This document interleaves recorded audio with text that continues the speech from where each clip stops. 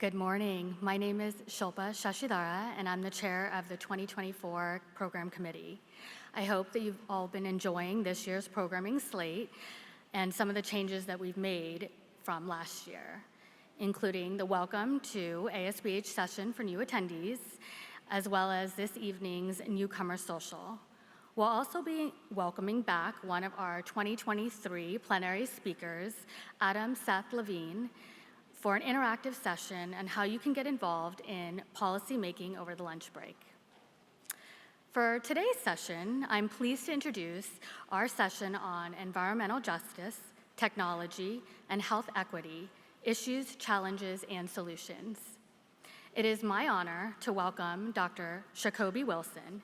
Dr. Wilson is a professor with the Department of Global Environmental and Occupational Health at the University of Maryland, College Park School of Public Health. Dr. Wilson is also the director of the Center for Community Engagement, Environmental Justice, and Health, and the director of the Mid-Atlantic Climate Action Hub. He also leads the Mid-Atlantic Environmental Justice Fund, the region's first large-scale participatory fund providing assistance to frontline communities experiencing climate justice issues. With over 25 years of experience as an environmental health scientist, Dr. Wilson has been active in efforts to advance environmental justice, science, advocacy, and policy. He currently serves on the EPA's Science Advisory Board, Maryland's Commission on Environmental Justice and Sustainable Communities, as well as the National Academy of Sciences Board on Environmental Studies and Technology, to name just a few of his contributions to the field. In this session, Dr. Wilson will discuss the relationship between environmental injustice and health inequity, the increasing impact of climate change on these inequities, and the ways that we can utilize technology to understand injustice and advance equity. Please welcome Dr. Wilson.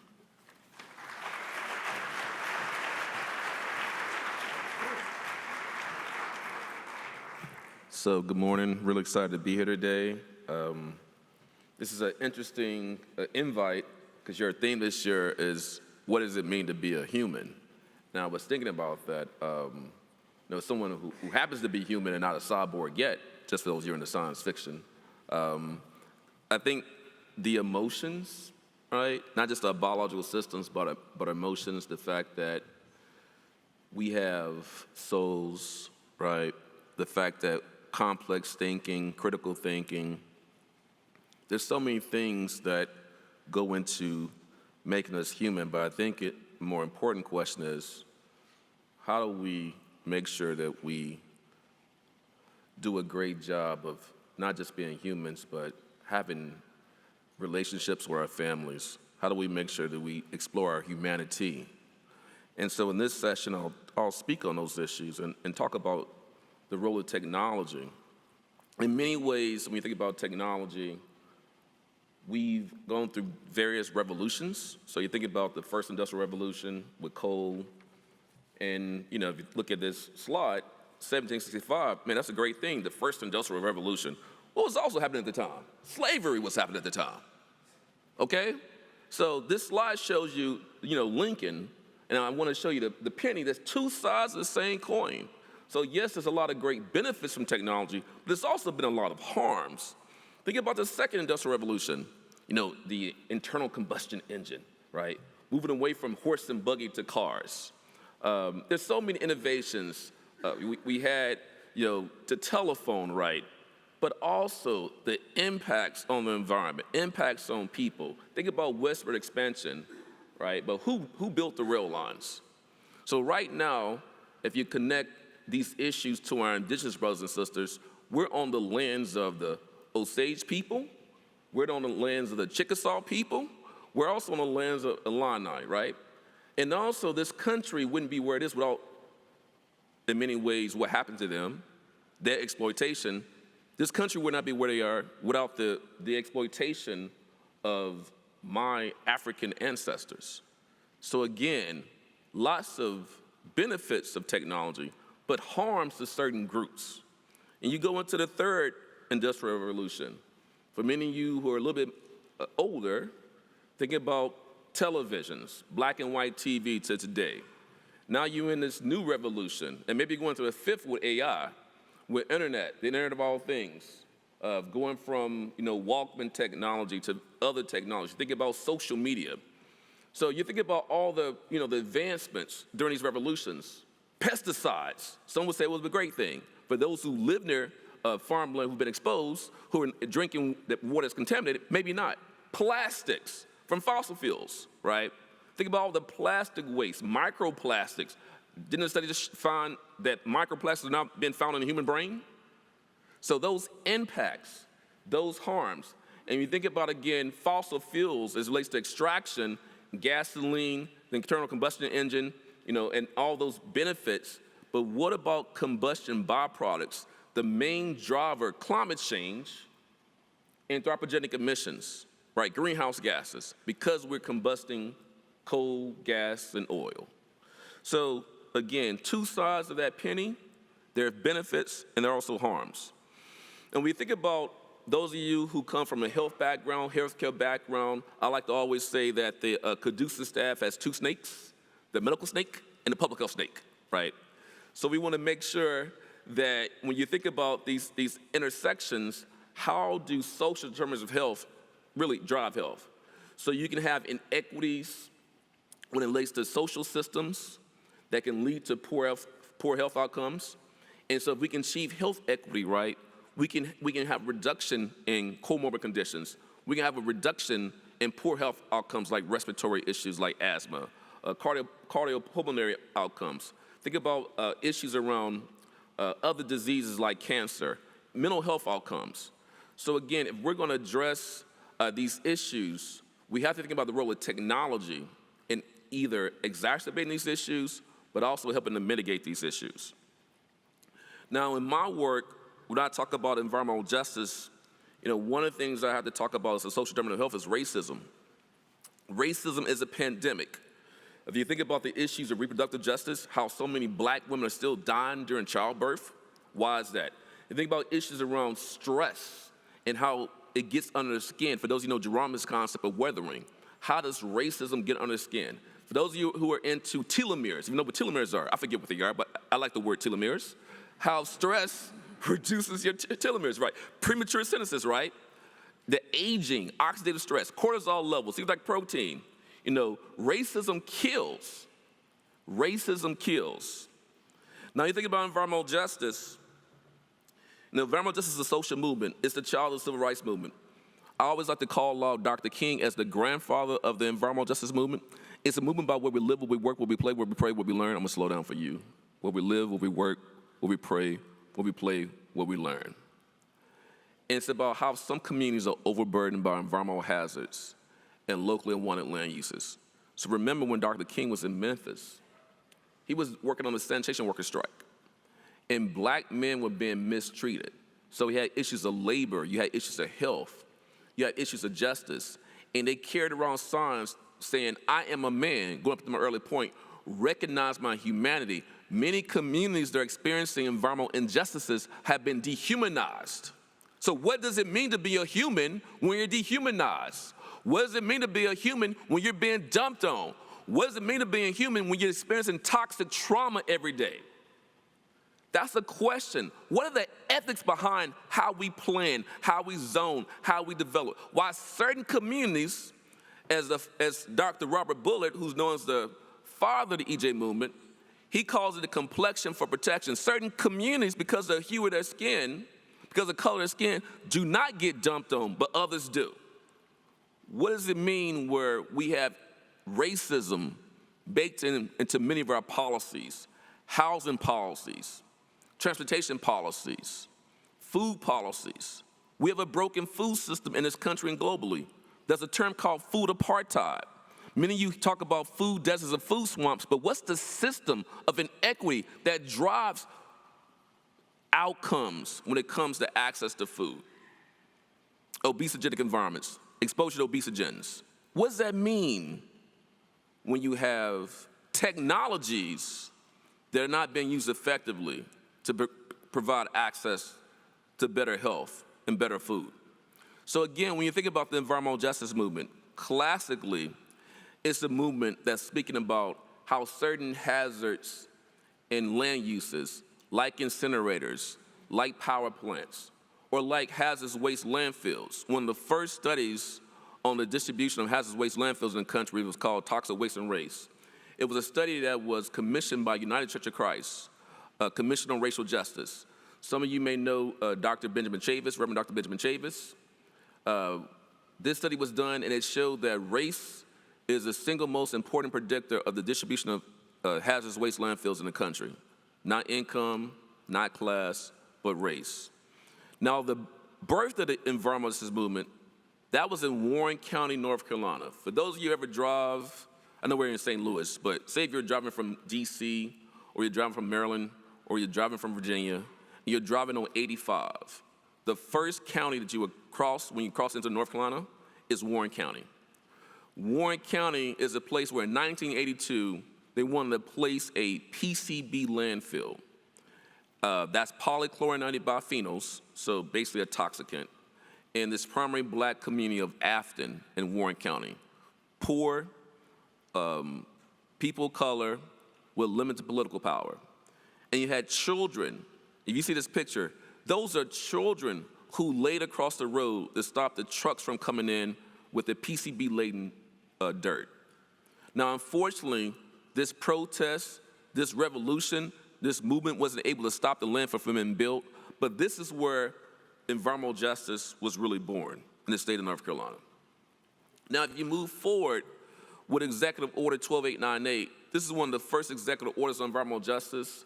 The 35th anniversary of the executive order was early this year, and basically just talked about how we want to protect low-income communities of color when it comes to environmental regulations, really looking at these issues of adverse health effects.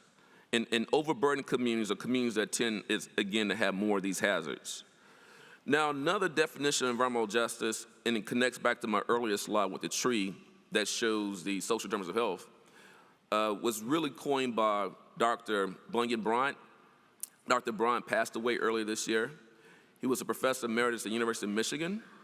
And he talked about environmental justice is served when people can realize their fullest potential by experiencing isms.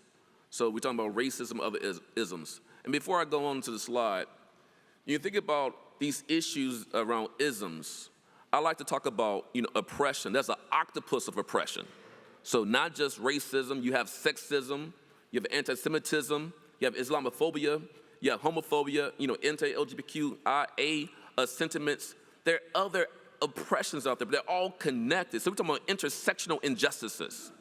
So if you think about these issues of how do we get to environmental justice, in Dr. Bryant's definition, people, EJ is supported by decent paying and safe jobs, quality schools and recreations. These are all social determinants of health, decent housing and adequate health care, democratic decision-making and personal empowerment, and communities free of violence, drugs, and poverty. Now, we think about, from an ethics perspective, there are other frameworks when talking about environmental justice. We have this concept of procedural justice. Y'all may know the book Color of Law, that makes sure that the law is equally applied across all groups, across all individuals.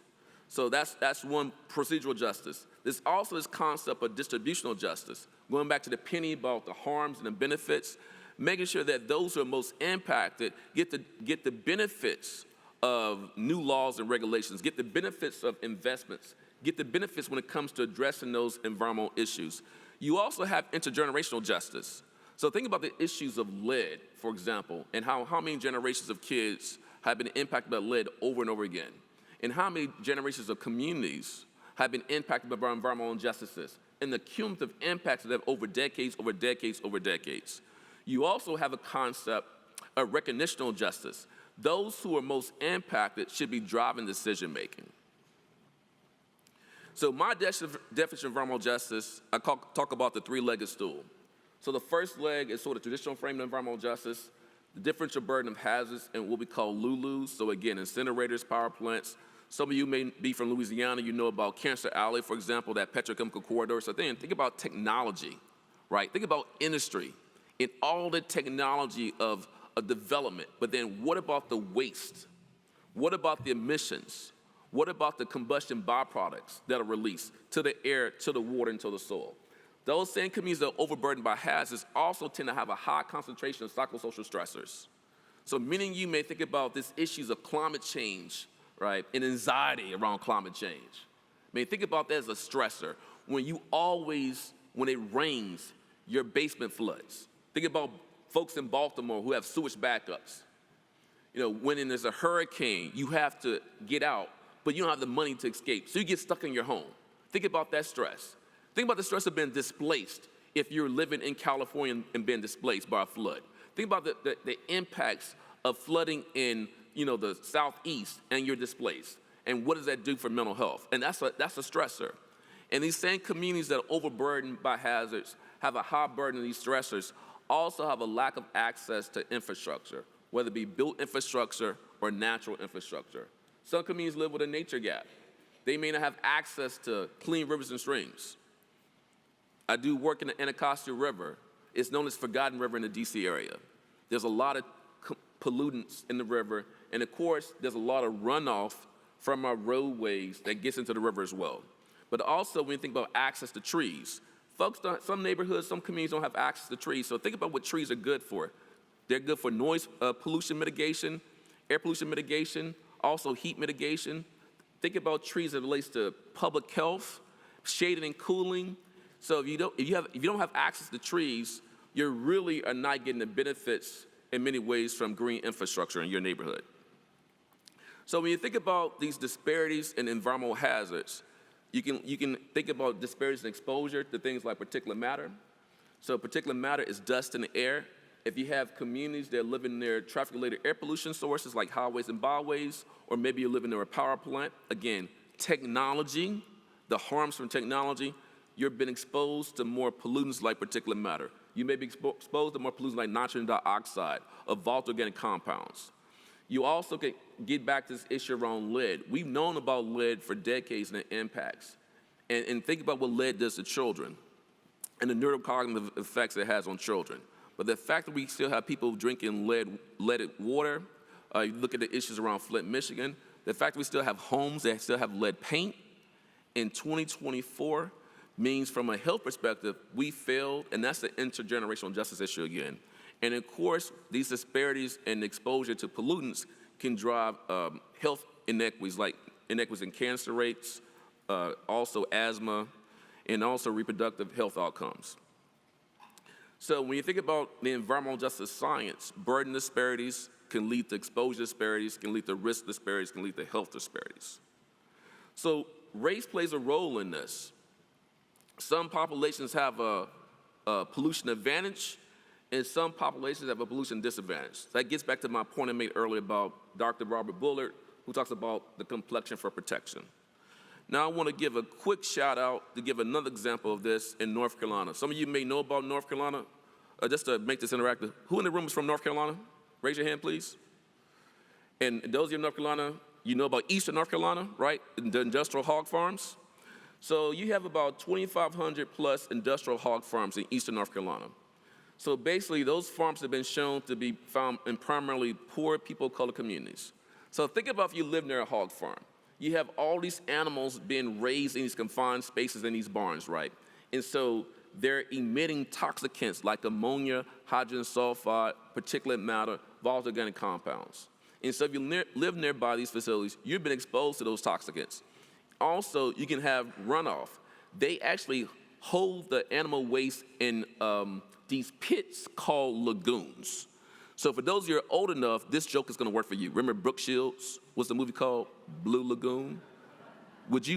So you want to swim in that blue lagoon, but these lagoons are not blue. They're brown, and they smell. So it's a word that rhymes. They're actually it pits. Y'all can fill in the first part, because I know it's supposed to be professional here.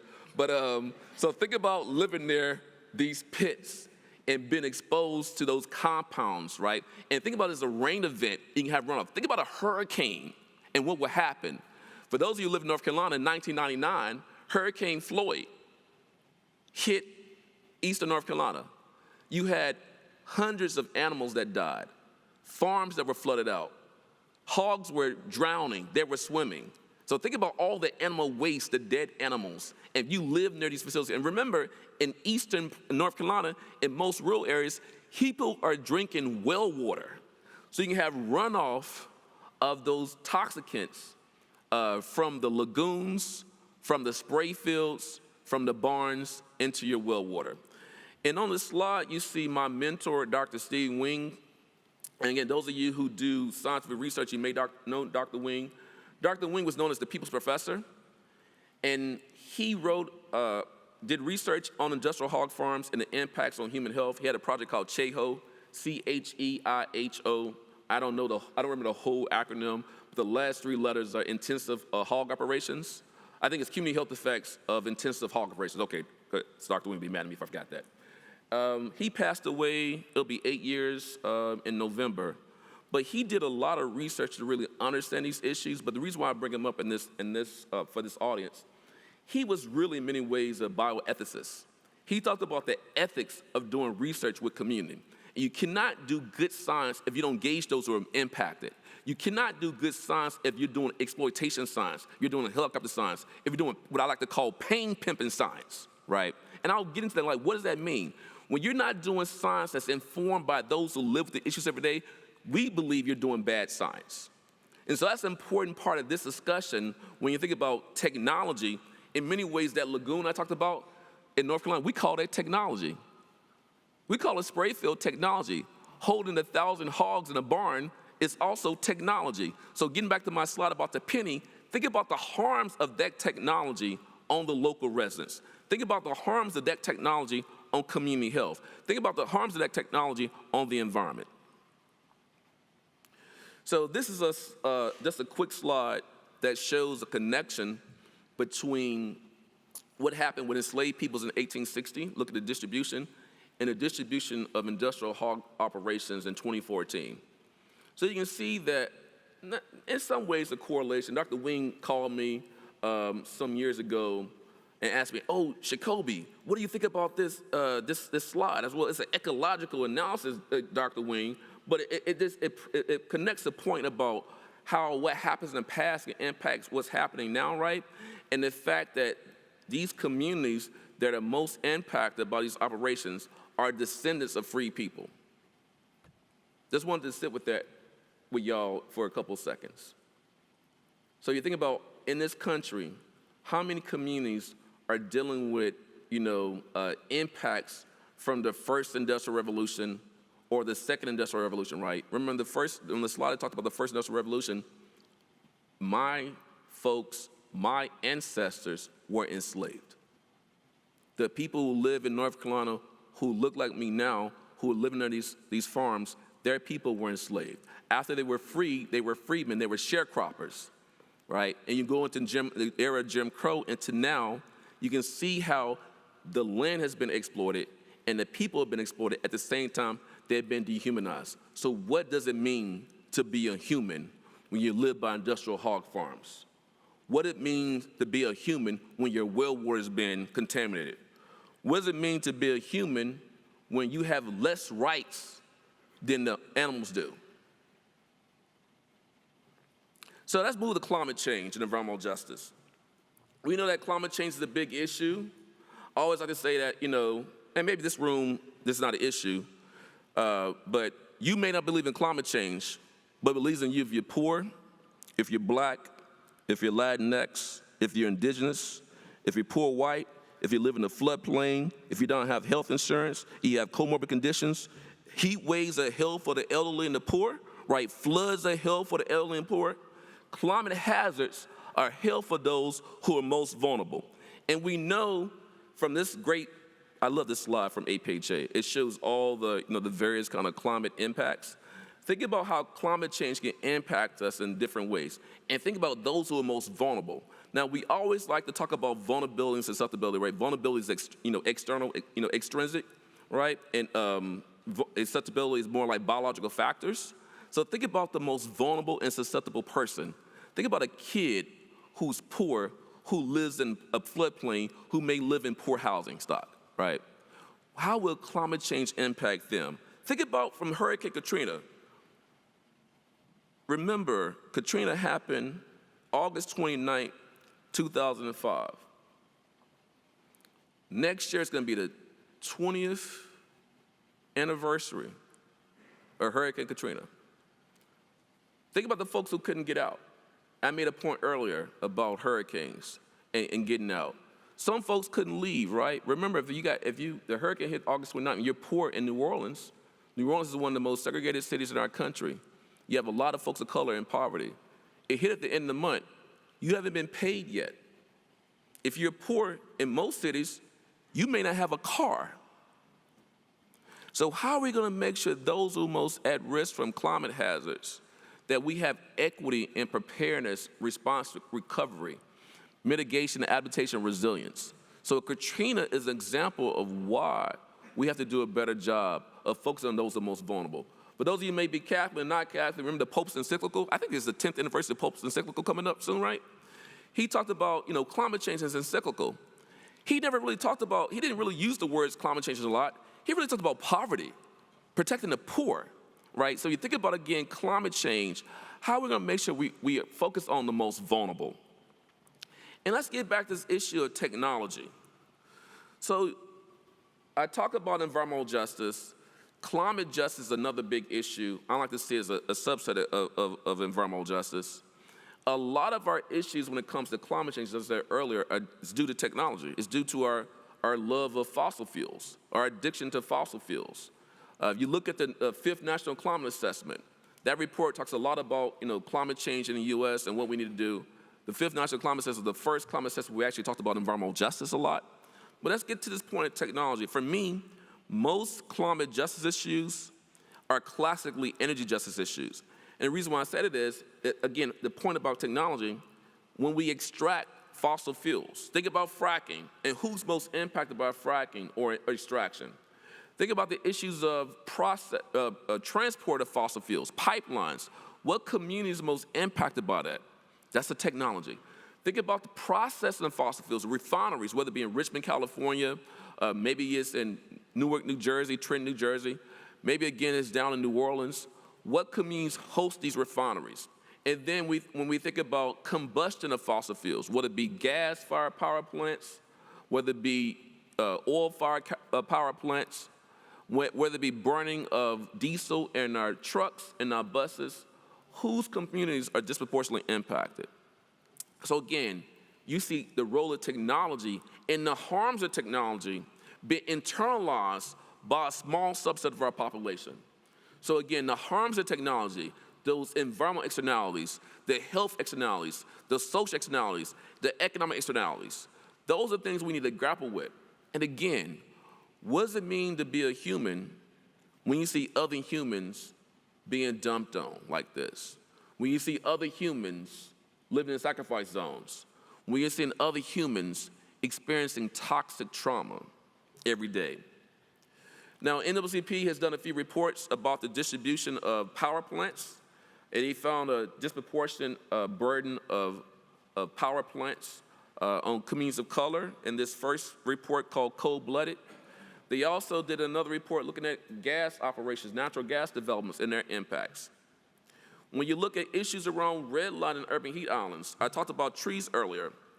One of the reasons we have so many communities in the urban areas without trees is because of segregation and redlining. I think y'all remember the history of redlining. Certain neighborhoods had disinvestment and divestment because they had maybe more people of color undesirables. And so folks who live in those neighborhoods were not able to get housing loans, et cetera. And then resources left. And then instead of having good health-promoting infrastructure, they ended up having more concrete, asphalt, more roadways, more impervious surfaces. So you can see a difference in temperature between red-line areas and non-red-line areas. So again, in urban areas where you see a lot of folks of color, you see less trees, you're going to see more urban heat islands, and that can lead to heat-related morbidity and mortality. Think about recently with the record-breaking heat this summer. You saw what happened in Las Vegas with heat issues. You've seen other parts of the country where you've had record-breaking heat.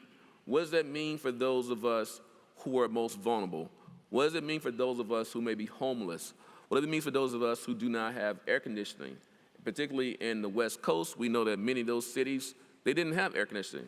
Because the temperature changes now, People who don't have AC are at risk of having heat stress and heat stroke and dying from heat impacts. Now, an example of this on the East Coast, and you look at it in the urban community, and this whole issue of redlining in urban heat islands is Baltimore. So Dr. Lawrence Brown wrote a book called The Black Butterfly. So if you can envision a butterfly, on the wings of the butterfly, you see hypersegregation of more folks of color, of blacks and Latinos. In the body of the butterfly, you see more racial diversity and also wealthier people living in the body of the butterfly. Some of you may live in Baltimore, you may understand this, and may already know about this issue. But in the wings of the butterfly, you see spatial patterns where home values are lower in the wings compared to the body of the butterfly. When you look at health impacts, you see major differences in life expectancy in the wings of the butterfly compared to the body of the butterfly. Similarly, you see differences in lead issues, so more issues around lead, cases of lead violations and kids who have been exposed to lead in the wings of the butterfly compared to the body of the butterfly. And also, if you think about climate change, there was a report called Code Red done a few years ago by students from the College of Journalism at the University of Maryland. And they did a citizen science project that put out temperature sensors throughout Baltimore. And they found that huge differences in heat in neighborhoods across Baltimore, again, in the wings of the butterfly compared to the body, but not just in the wings and the body, on the same street, on the same side of the street, in a set of row houses. So you can see the power, if you look at the photo, everyone, see the power of trees, y'all. You can see 20-degree differences in temperature from house to house for a house that has a tree compared to a house that doesn't have a tree. Think about that. What does that mean for public health? Not saying trees are technology, just to keep with that theme of technology, but think about the benefits of green infrastructure in these communities. And what does it mean when you don't have that green infrastructure? And what does it mean when you live in a community where you have a lot of people who are poor who don't have access to trees? And what does it mean when those folks who are poor have more heat-related morbidity and mortality and other health issues, like asthma, like stroke, like heart disease? So we see this not just in Baltimore, but other parts of the country. And then also, when you look at this example of Baltimore, you see, as I said, with asthma, you also see some spatial patterns when you look at the red line areas in the wings compared to the body of the butterfly when you look at asthma rates. So again, we see these type of patterns in multiple parts of our country. And so this is a syndemic. We have communities, populations in our country are dealing with multiple pandemics at one time. The pandemic of racism, the pandemic of climate change, the pandemic of environmental injustice. And a lot of that is driven, in many cases, by the harms of technology. So what can we do?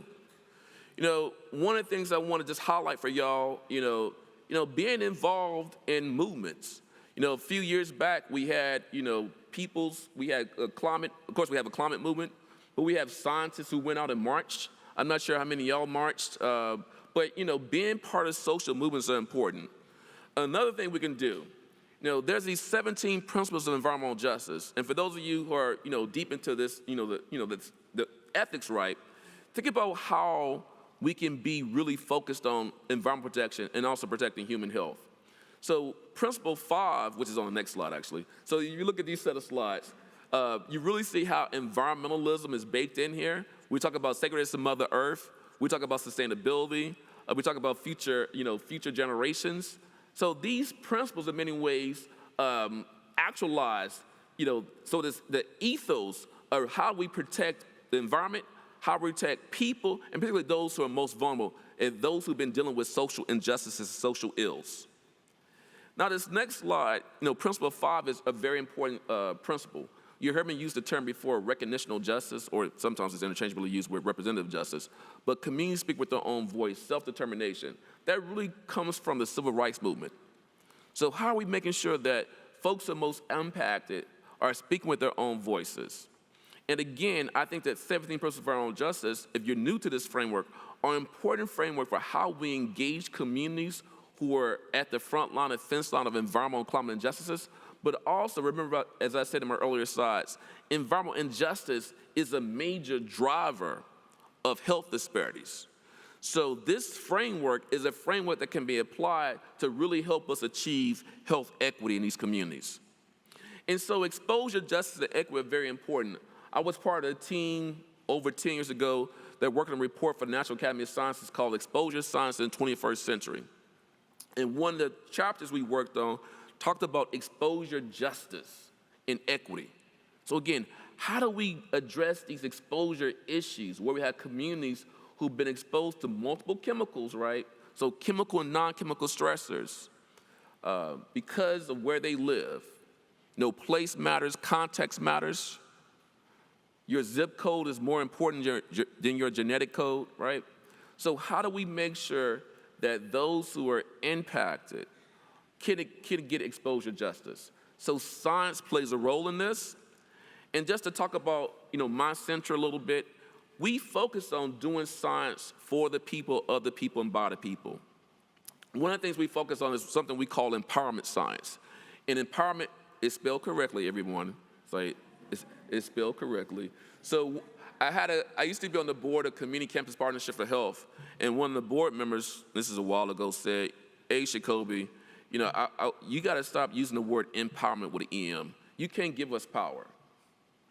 You can help us grow the power we already have. You can help us expand our power. You can help share power, but you can't give us power." So since then, because she was a little bit older than me, I felt like my mom was talking to me, like, "Yes, ma'am." So I've always used empowerment science. And so how do you connect people to the power they already have, right? How do you build capacity? So one of the things that wasn't noted in my bio, and some of you may be familiar with this, I'll go from a little bit of tangent, because I do that all the time anyway, so I'm going to do a tangent. I am co-director of the EPA Region 3 TIC-TAC. So that's Thriving Communities Technical Assistance Centers. So many of you may be familiar with the Justice 40 initiative of the Biden-Harris administration.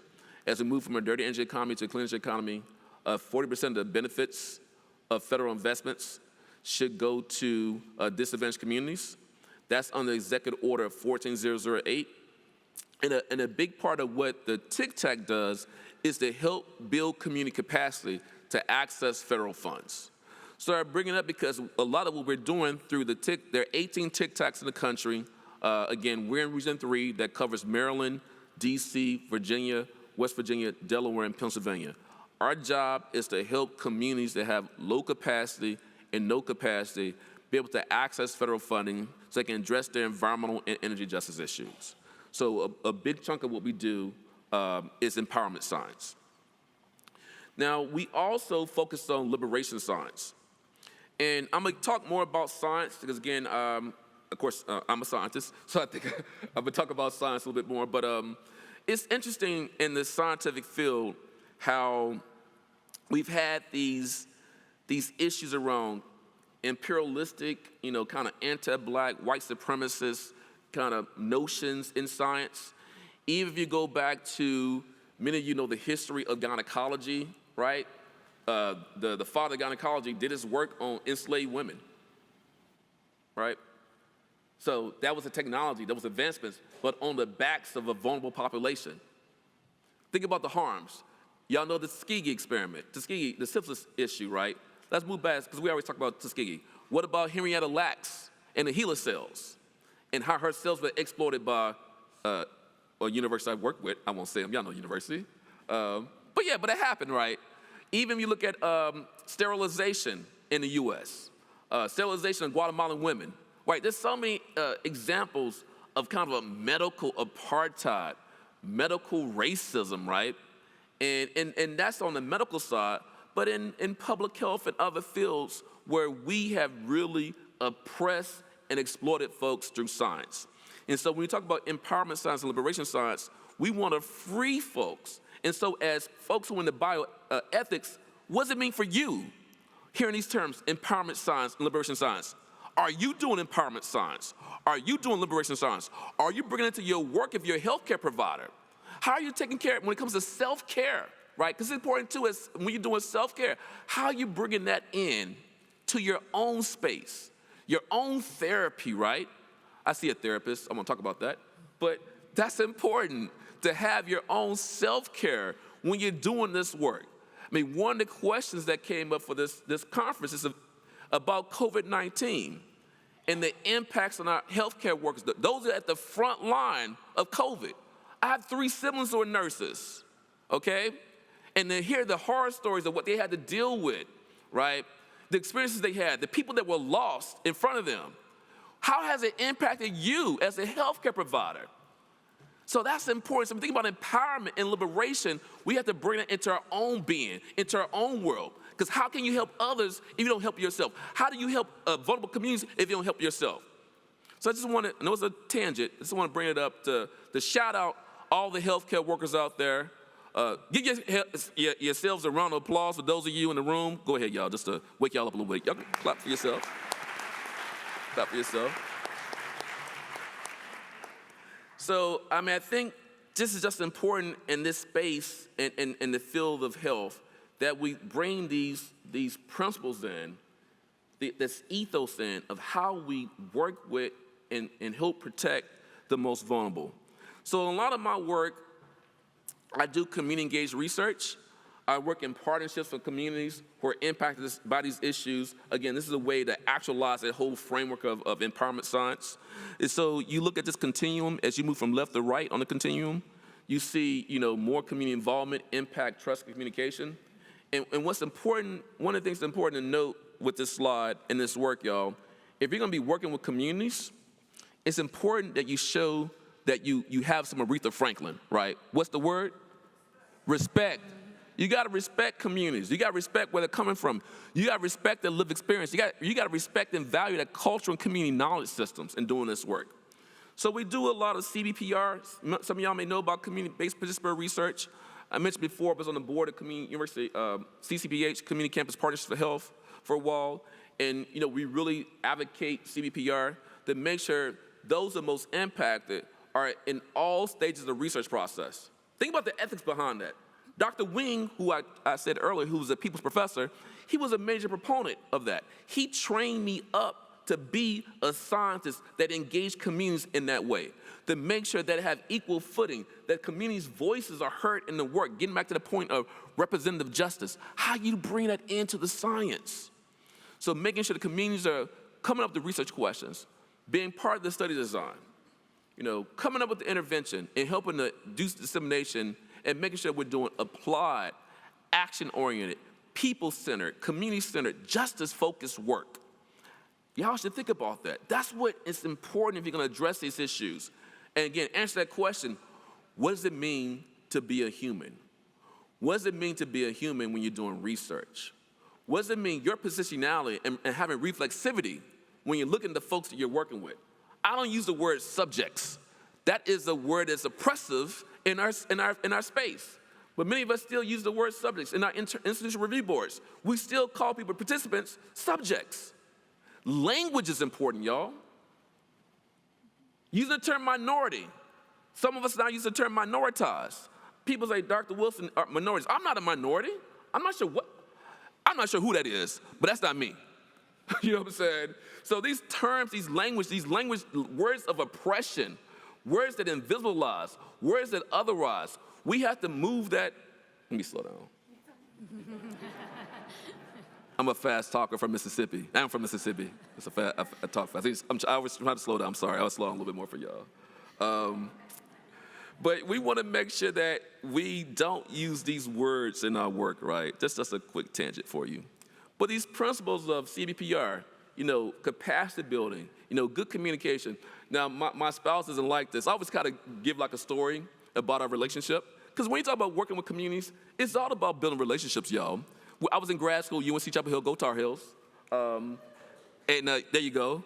And so, I asked her to marry me on Valentine's Day. Was it 2000? I'm forgetting the date. I'm going to get in trouble. One of the Valentine's days back in the day, 2005. And she said no. I said, why? Well, I don't know yet, because, she didn't fully trust me, right? And then when I defended my dissertation on June 10th of that year, she said yes, because you got potential. See how that works? So you got to have good communication. You got to have shared norms and values, right? And then we got married in 2006 on June 10th. So we have like a double anniversary. So just as a quick example, because I don't want to go in great detail on why she said no. there's more the reason why she said no. But I'm better now. She's still with me, 18 years on. Not sure how that happened, but yeah. But again, when you're doing this work, I mean, that's just a good example of, longevity and working with communities. These issues that we're talking about, everybody, just to get back to be serious again, I mean, there was a little levity there. Communities that have been impacted by environmental injustices, this stuff happened over decades. This is my life's work. So it takes, that's part of the ethos we have to bring into doing this work, and understanding that it's going to take a long time for us to get here. It's going to take a long time for us to address these issues, particularly addressing the cumulative impacts that communities have been experiencing over multiple decades. And that's why I brought up the term intergenerational justice, y'all. Okay, so I'm going to keep going to the next slide. So also getting back to this issue of science, some of y'all know Boyer and his 5 dimensions of science.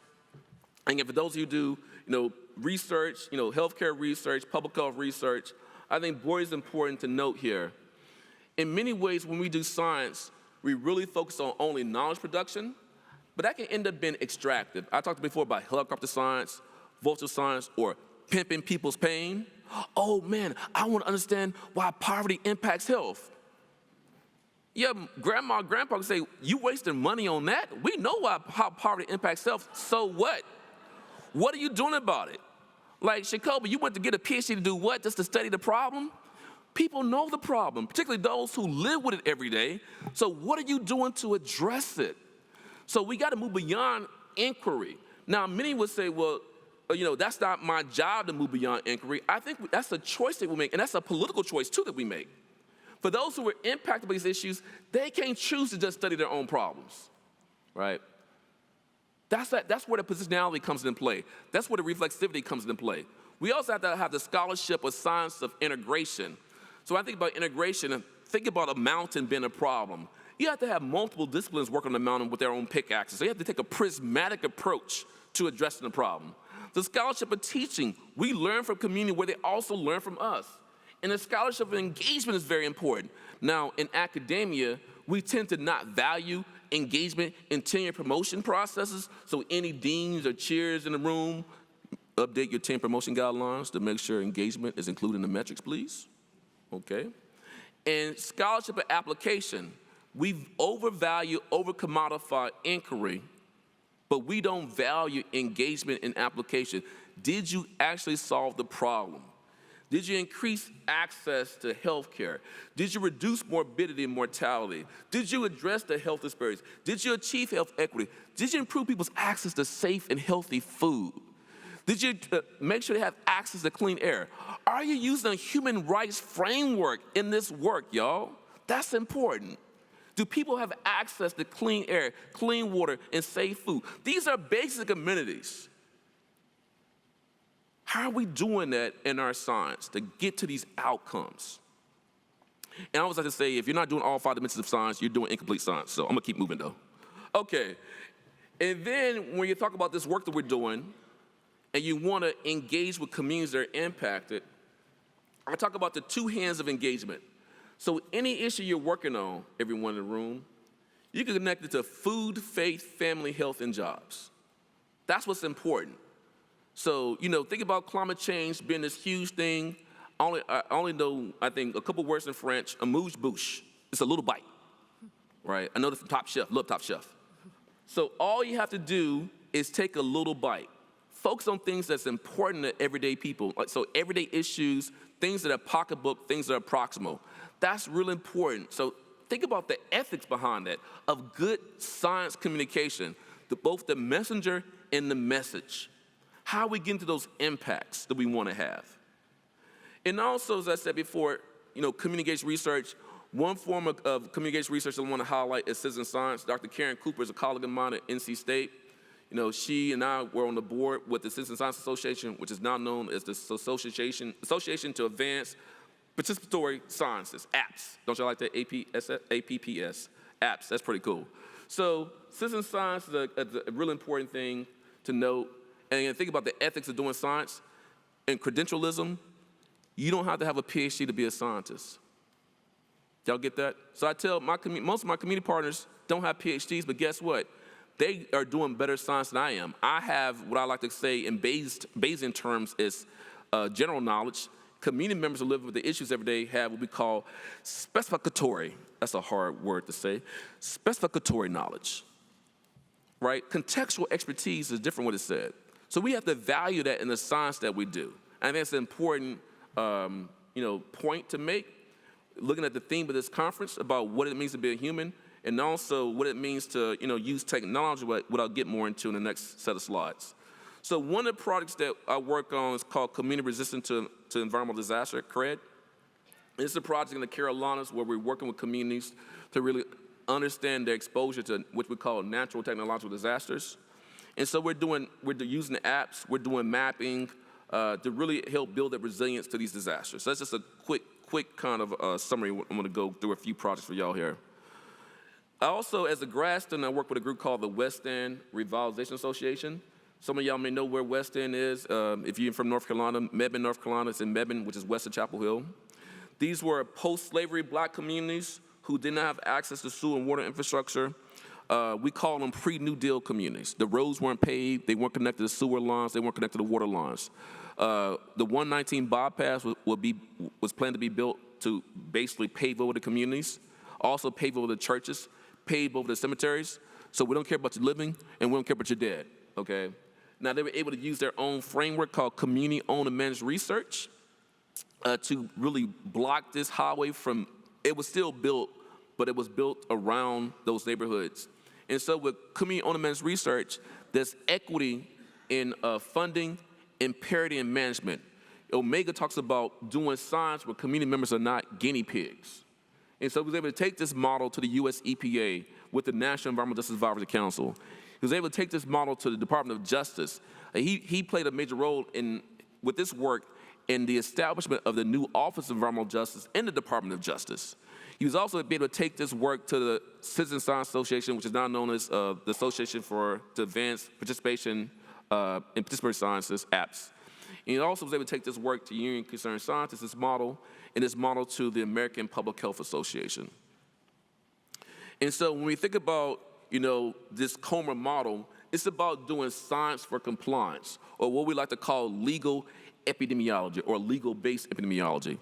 For those of you who are familiar with the exposure disease paradigm, on the left side, you may have a source of exposure, you have the exposure right, and on the right side, you have the biologically effective dose and the health impact. So you think about causality, we try to move away from the epi trap, right, the causality trap. When you have communities that have been exposed to multiple stresses, multiple chemical and non-chemical stresses with multiple sources, it's hard to prove what exposure led to the disease, right? So we want to look at more compliance with environmental laws and regulations as a way to get mitigation, to get action on those issues. So they were able to show that they had a high rate of septic system failure in their communities. We're able to see fecal coliforms and fecal indicators in their water. And we also saw high levels of these fecal indicators in surface water. And this is work I did as a grad student. And so they were able to slow down the bypass, and they were able to use this work to get their communities first time access to sewer and water infrastructure, the roads paved. So just a highlight again of doing work with communities. We also do work in Curtis Bay, Baltimore. Y'all may have seen the ship crash in Baltimore Harbor a few months back. This is in the general area of that community. This community is a heavily industrialized community.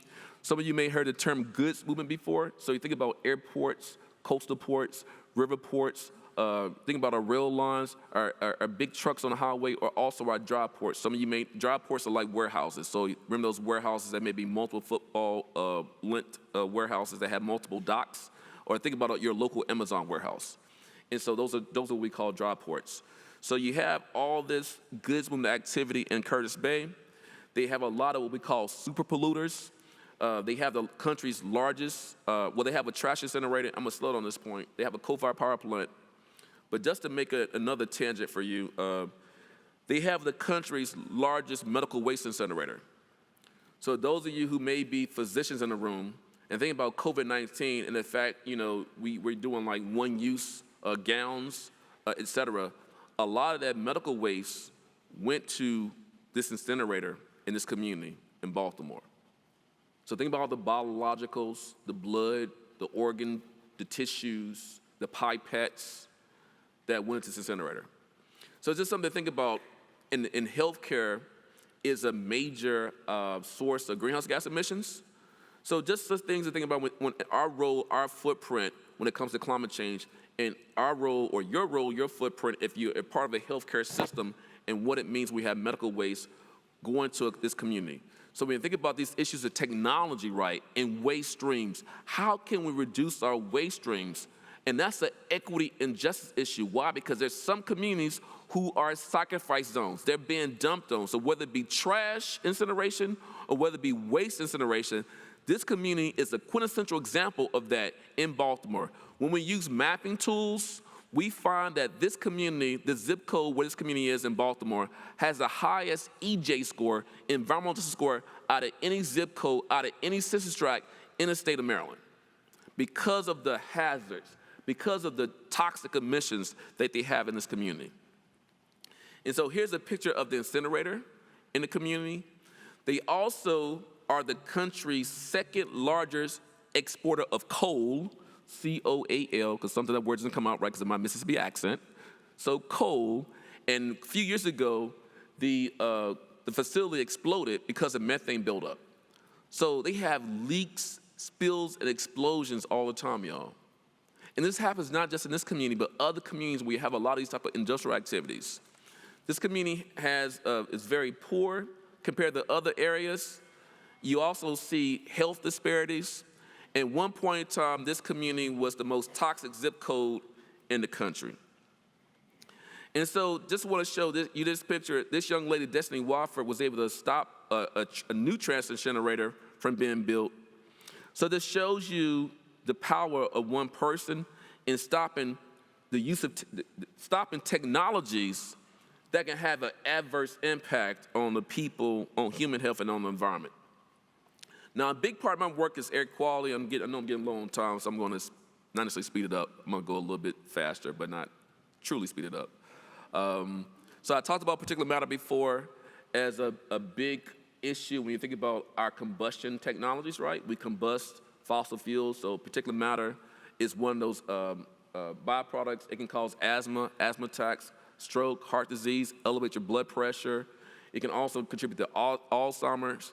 It can contribute to poor infant health outcomes, so infant mortality rates, birth defects, low birth weight births, also cancer.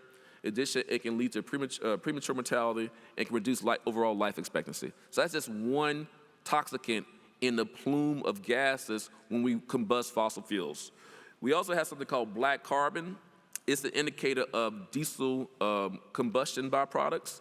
It has some of the same health effects that particulate matter does, but unlike particulate matter, black carbon is not regulated by the US EPA. So you have a lot of bus depots in your neighborhood. If you have a lot of big trucks going through your neighborhood, if you have goods movement activities in your neighborhood, black carbon is going to be a pollutant of concern. And so one of the things that we do from a technology standpoint, we use a lot of what we call low-cost sensors. So I have some acronyms up here that I'll try to spell out.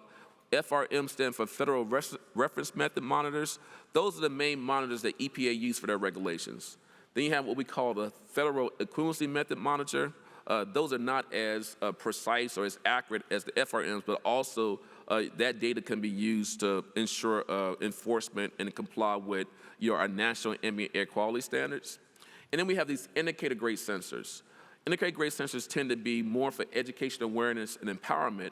So you can have more spatial coverage because they're low cost, but they give you a signal. And then when you see a signal, you can bring in these FEM grade monitors or maybe a FRM grade monitor, but remember the FRMs and FEMs tend to be more expensive. And so in a lot of our work with communities, we build hyper-local air quality monitoring networks. Again, here's one of the benefits of technology. Over time, there's a lot of companies out there now, like QuantAQ, like Aclima, and others that are providing a lot of low-cost sensors, low-cost technology, doing a lot of monitoring to help these communities who are experiencing environmental injustices and air quality issues. And We have a project in Cheverly, Maryland. Some of y'all may know Cheverly. It's an inner beltway community, basically a suburb of DC, where we're doing air quality monitoring, what we call purple wear sensors. Purple wears can measure PM 2.5 and other chemicals of concern. We also have a monitoring network in Newark, New Jersey. We have monitoring networks in Adelphi, Maryland, also Brandywine, Maryland. We've done some monitoring in Brandywine, Maryland. Colmar Manor, Maryland. Also Lothian, in addition in, Eagle Harbor, Maryland. So we have multiple hyperlocal air quality monitoring networks. So for those of you, if you think about the distribution of these hazards, and I used the term before, traffic-related air pollution, you can use these monitors to measure things like particulate matter, nitrogen dioxide, also volatile compounds, ozone, of course, too, in addition to black carbon. We also are doing monitoring in Baltimore with that community that I talked about before in Curtis Bay. The community group we work with is called the South Baltimore Community Land Trust, so we do monitoring with them as well. And so this is another technology that can be used, right? Now I'm gonna keep going. I mentioned Acclimate before. Acclimate, so those purple wears are more stationary monitors. Acclimate does what we call mobile-based monitoring. So they use electric vehicles to monitor some of the same pollutants I talked about before. So here's just an example of some of that monitoring in San Francisco, California. You can see them driving. So they basically do multiple runs where they're driving on roads, and you see what we call a color ramp or a chloropleth map, just like your weather map. So green means low pollution, red means high pollution. So look at the color gradient, everyone. Look how the color changes. So what we find is this mobile-based monitoring, you can see a 500% difference in the level of air pollution using mobile monitoring compared to the FRMs. And why is that? Usually a federal reference method monitor is giving you more of a regional measure. For those of you who may be exposure scientists, we call that exposure misclassification. So for example, maybe there's 20 miles down the road, the level's about 5 micrograms per meter cube. But at your house, it could be 20. Because again, you do not have a monitor at your house. So you need to have more hyperlocalized monitoring or more granular monitoring to get better data at the local level. So mobile-based monitoring helps with that. And here's just another graph that shows CO2 levels in the Bay Area. And so again, so they measure a lot of pollutants, and we do maps like this that kind of show, spatial and temporal differences in pollution levels. And another thing that I'm doing, that's again how technology can benefit us. We're working on a project with folks at George Washington using NASA's data, satellite data, remote sense data, to look at air quality issues in Houston, Chicago, and New York. So another thing that my team does, we build apps. So we have an app called My Block Counts, where it's under development, where community members will be able to measure, basically do counts of sidewalks they have, grocery stores, supermarkets, farmer markets, they have any flooding, and that data will be able to be visualized at the block level. So that's the app we're working on right now with a company called Blue Meta. We also develop mapping tools, what we call environmental justice screening and mapping tools. Some of you may have heard of CJIS. That's the Council of Environmental Quality's Climate and Economic Justice Screening Tool. We have a tool called Maryland EJ Screen, which is the second oldest environmental justice mapping tool at the state level. The oldest state level tool is Cal Environmental Screen. Our tool is called Maryland EJ Screen. And so we basically create a score, environmental score, at both the track level and the block group level. And I made a comment earlier about the Baltimore community having the highest score, meaning the worst score for environmental justice in the state of Maryland. We also have a park equity mapping tool that we've developed that could be a model that some of you, particularly those of you who may be doing Park RX, this tool could be useful for that work. We also have a climate and health equity mapping tool that we developed. We're building a mapping tool for all the Mid-Atlantic, called it Mid-Atlantic EJ Screen. So I'm gonna keep going. And then real quickly, I wanna talk about AI. So, AI potentially can have benefits in this space as well. Data analysis, spatial analysis, language processing, predictive analysis, data condensation, textual data analysis as well. You can have AI-powered mobile apps to track climate impacts, to perform air quality forecasting, to identify and prioritize areas with environmental justice, climate justice issues, algorithms for tracking carbon footprints. Also, think about how technology. I talked about citizen science before, and citizen science, which I did not say, is a good way to democratize access to scientific data, right? That makes sure anybody can be a scientist, regardless of their race, class, their income, where they live. Similarly, AI has the potential to do that as well, to help address knowledge and skill gaps for residents who are living in communities with environmental justice and climate justice issues. Now, there are some potential challenges with AI. If you go beyond the environmental justice issue, think about some of the issues around police tracking. We have those issues. Even with my laptop, I use facial recognition, and sometimes my laptop doesn't recognize me when I'm staring into it. I'm not sure what that is, but the facial recognition technology is problematic too, right?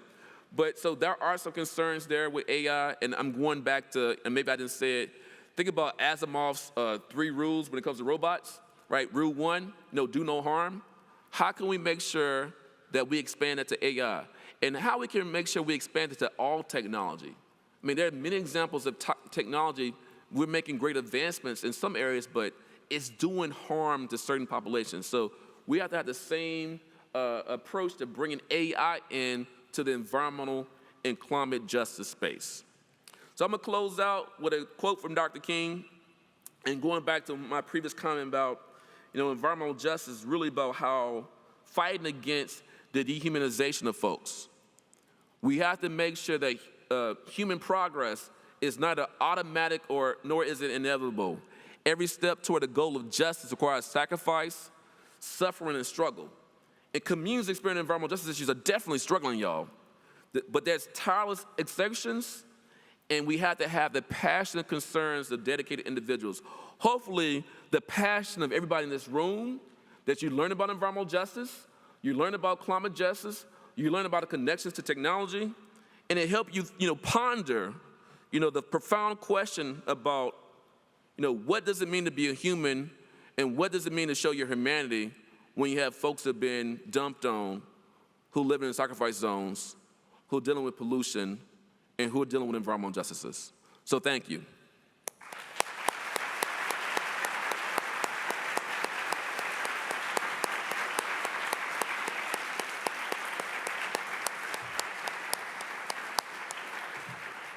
Thank both of you. Thank you for that Hopefully I didn't talk too session, fast. Dr. Wilson. Okay. We have time for 1 or 2 questions. If you have any questions, please come to the microphone.